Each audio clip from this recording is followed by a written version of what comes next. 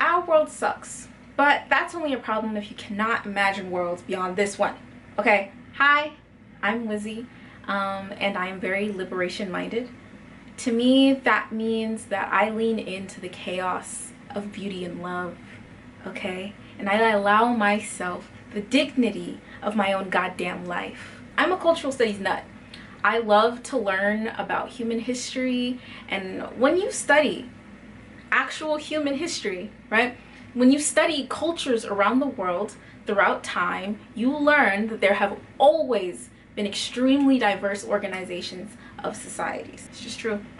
Whether we're talking about the environment, gender and sexuality, love and relationship, even commerce and trade, there have always been extremely diverse organizational structures that different societies around the world have come to create, right? There's always more worlds to inhabit because every single person on this planet has the potential to birth more beauty, more language, more understandings of the world around us and how to move as an individual within our communities. There's endless cultural histories that inform our understandings of the world around us, okay? Endless societies that will structure their communities according to the needs of their populace. And ultimately, through our love of our communities, we as people, okay, that's us, will destroy the mechanisms and systems that seek the destruction of our communities. Whoa. What do you mean that this world sucks? It seeks our destruction? Honestly, like, that sounds like so overdramatic. Like, how can we even have a conversation if you all we here talking about, oh, the world sucks and it seeks our destruction? Like, how can we see eye to eye? How can we come together if you think everything sucks? Oh, sorry. When I say that our world sucks, this is what I mean. I mean that the hegemonic institutions in our society all around the world, okay, hoard and inequitably distribute resources based on methodologies of genocide developed during the transatlantic slave trade. That is the basis of our world. The basis of everything that you see around you are based in methodologies of genocide developed during the transatlantic slave trade. How does that make you feel? You should be fucking furious to be limited to the scope of a society that chose to base itself in involuntary servitude, right? In human trafficking, in theft, right? In the literal kidnapping and human trafficking of people, right? Your home is on stolen land. That fucking sucks. Hello? That fucking sucks. Huh? What are you even talking about? Honestly, I can't even... Oh yeah, I can definitely provide some clarity. So let's start from the top, shall we? Do you have a concept of hegemony?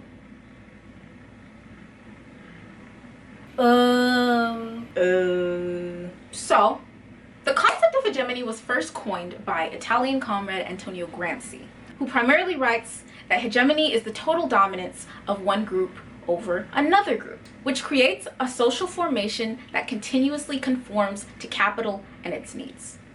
Basically, hegemony is the big bad in our society, okay? You know how there's a new conspiracy theory that comes out every so often that's just a recycling of white supremacist stereotypes and ideologies? Yeah, take any of those. These conspiracy theorists understand that there's something wrong with the world, right? There's something going on, right? There's some force that makes the world unfair, unnecessarily difficult, and emotionally and physically draining to experience and navigate. I think most people understand that much about the world, to be honest, whether they can admit it or not. But I digress. What conspiracy theorists don't get about the world is that there is like something wrong. There's actually centuries of human history that explain exactly what the fuck is up with the world, right? It explains exactly what the big bad is and how it came into being. And the reason that they don't know that history is because our society does not make human world histories accessible, right? You have to have a college degree. You got to study it at a higher level to know like the real facts of what's going on with our world, you know? That is hegemony. That is what hegemony does. It's the big bad, and it's the reason that people don't know what the big bad is. Hegemony is the man. Ambiguous and taboo, but omnipresent and omnipotent and kind of sexy. If you find wealth hoarders sexy, which I think a lot of people do. Again, whether they can admit it or not. Go ahead and check out the Elon stands on Twitter. Yeah. I digress. My understanding of hegemony is actually most influenced by Jamaican British scholar of cultural studies, Stuart Hall. I love that man. Like that's Bay right there for real. So, you know, I'll let him tell it to you in his own words, okay? The object of my intellectual work, insofar as I'm intellectual, is what I would call the present conjuncture. It's the history of the present. It's what is the condition in which we now find ourselves, and how did we get there, and what forces are creating it in order that we might understand how we might do something about it.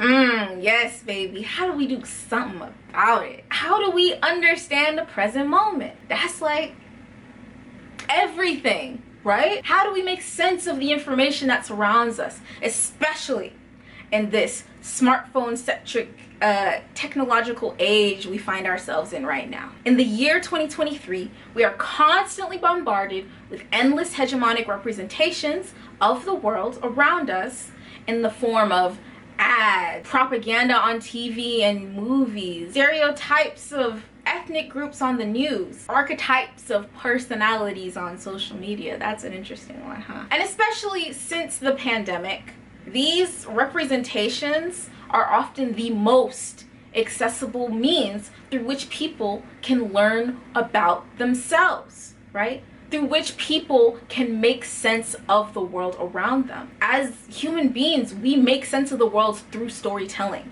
We tell each other stories about what is happening to us, what has happened to us, to understand how we should move forward. And people are doing that through Marvel movies. Oh my God. People are learning about themselves through their parasocial relationships with influencers and content creators online. Yeah.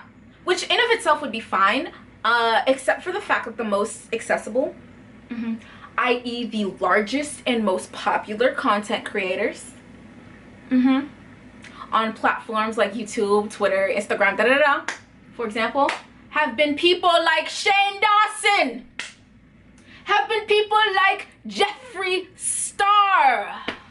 Even worse, people watch the news and genuinely think they're consuming a reliable source of relevant and important information about their own goddamn lives, right? So you know how the news doesn't cover Cop City? Yeah, if you live in Atlanta, that's relevant and important information for you, ain't it? Like, to understand the landscape of our societies, how do we wade through all this, you know? How do we understand what is happening in our present moment when we are surrounded by a bombardment of hegemonic representations that have become even more intimately dominated by fascists, white supremacists, predators, and wealth hoarders day by day? Here's a question. Who are you in the eyes of the rich and powerful, right? In the stories that you see in your everyday life, in the narratives that are taught in schools and told on TV about people who look like you, are you ever given the dignity of your humanity? Back to you, Dr. Hall. Your knowledge of yourself is never given simply by the circumstances in which you are born. They are constituted, as Althusser said, in imaginary lived relations. We live in an imaginary lived relationship to our real conditions of existence. We have to imagine them, to fantasize about them, to theorize about them, to represent them in order to live them. And so there are always changes in the ways in which we can figure ourselves. So I've emphasized the question you asked, why identity? I'm interested in identity because identity is some source of agency and action, because it's impossible for people to work and move and struggle and survive without investing something of themselves, of who they are in their practices and activities. Identity is always the product of identification. It is the product of taking a position, of staking a place in a certain discourse or practice, of saying, this is for the moment who I am and where I stand. And that positional notion of identity enables one then to speak from that place, to act from that place. Although sometime later, in another set of conditions, one may want to modify oneself of who it is that is speaking. So in that sense, identity is not a closed book any more than history is a closed book, any more than subjectivity is a closed book, any more than culture is a closed book. It is always, as they say, in process. It is in the making. It's moving from a determinate past towards the horizon of a possible future which is not yet known. Our world sucks, but within the space of identity where we define and enact ourselves, agency from hegemony is possible. Our struggle with white supremacy and capitalism is inevitable because these ideologies are anti-human, right? They are eugenicist ideologies. What is not inevitable or predetermined is whether or not we will allow ourselves to be swallowed whole by false conceptions of history and false, nefarious conceptions of people's humanity. Identity and spirituality. Who would you be if not yourself? To me, identity is very spiritual. It's a process of self-configuration. I remember when I used to identify with things other than myself. As a child, I was gifted and talented enough to escape the school-to-prison pipeline, naturally, right? So I identified as high achieving. And I placed so much value in that identity that I burned myself out to the point of collapse often. It was only with the onset of the pandemic that my body refused to comply. My body refused to comply with the identity that I had placed upon it. My body told me that I am so much more than a number on a piece of paper, and that there's so much more out there for me to commit my energy to. And as I fought tooth and nail to cling on to my coerced identity, my body's refusal to be anyone but myself cushioned my fall from grace, because it remembered so much more than I can process on my own. And eventually, through consulting with my ancestors, I was able to see and appreciate that my body rescued me from total annihilation. Spirituality is the glue that holds my parts together, uniting a diverse array of experiences and relationships I've made with the people I've loved, lost, been abandoned by, and been deeply adored by. Spirituality reflects the experiences of a people. It manifests as cultural innovations and trends that meet the emotional and physical needs of a populace. Spirituality is the thing that feels good in my bones, okay? The thing that captures the beauty and mystery contained within my heart. I embolden my subject position on this earth. I embrace my softness, my needs, my fragility, and I honor my history through my ancestors. I honor my ancestors by understanding the horrors, okay, the horrors of the transatlantic slave trade, learning about what they did to survive, and applying that knowledge to how I navigate the present moment. Who am I? I am someone who cares about actualizing the visions of my mind's eye, realizing the dreams of my inner child, honoring the power held within the depths of my creative spirit, and empowering nihilism through pure, hedonistic joy. I am Black, I am queer, and I am here to be here. Okay?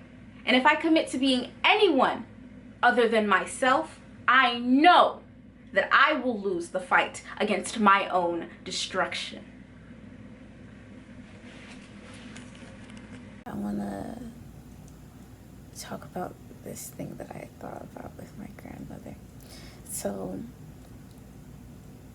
my grandmother's house was always filled with the sounds of some preacher, some gospel song, some sermon, whatever is on the gospel radio channel, radio show, or the gospel TV show, or the gospel network, or if it is about the word of God, my grandma is constantly listening to it.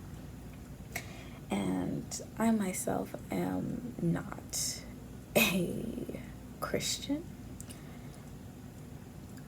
but here's something that I do on a daily basis that just makes me think about that. I am constantly listening to somebody speak on something, whether it be scrolling my TikTok feed or Bobo just came in. Scrolling my TikTok feed or scrolling my YouTube feed, like the 7-hour long video essay I watched out one day, or listening to several hour-long podcast episodes back to back to back. I love listening to people talk. I love listening to people reason through their own experiences and breathe and talk honestly and vulnerably about them. That's the most attractive thing that you can do on the internet. I'll tell you what, is display some goddamn vulnerability. Like, people respect that shit, And when you have a platform built on vulnerability, I think it's a good way of leading by example. This world would be so yeah, now I'm down this this rabbit hole.